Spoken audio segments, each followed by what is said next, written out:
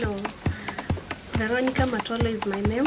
My name is Judith Kanini Kituta. My name is Christine Mudeu Lucas.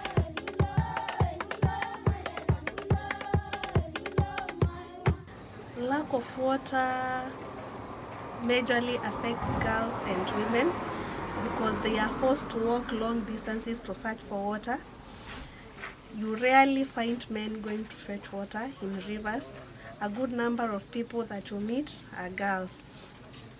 Girls going to look for water affects their performances in schools because they are forced to skip schools. And at the end of the day, they perform poorly as compared to boys. It also affects the confidence of women and girls because if there's no water, they don't bathe regularly, especially in scenarios where they are menstruating, and one is forced maybe to go to meetings, go to school. Because they've not taken shower, it lowers their level of confidence because they don't feel so clean. So they are forced maybe to skip some of the roles or some of the activities that are beneficial to them because of lack of enough water.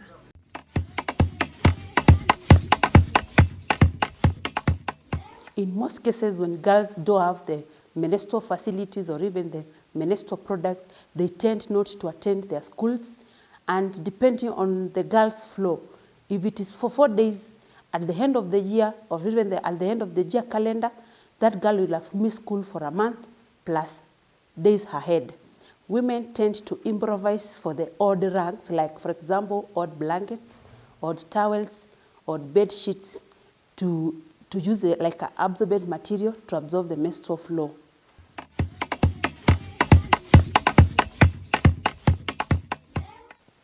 We work with different communities with different cultural issues.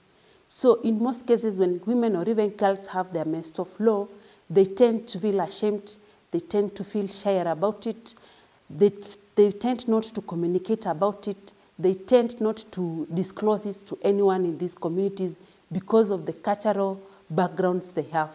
Some of the taboos surrounding menstruations are, if a girl touches seedlings, for example, seedlings to be planted, it is termed that these seedlings will not have a abundant harvest at the end of the season because of touching when they are on their menstrual flow.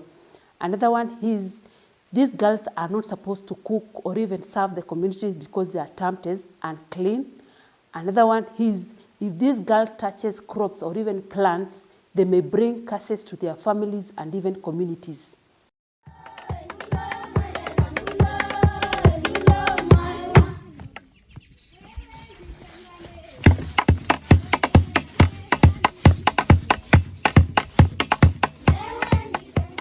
I hope the social enterprise will support women and girls in a number of ways.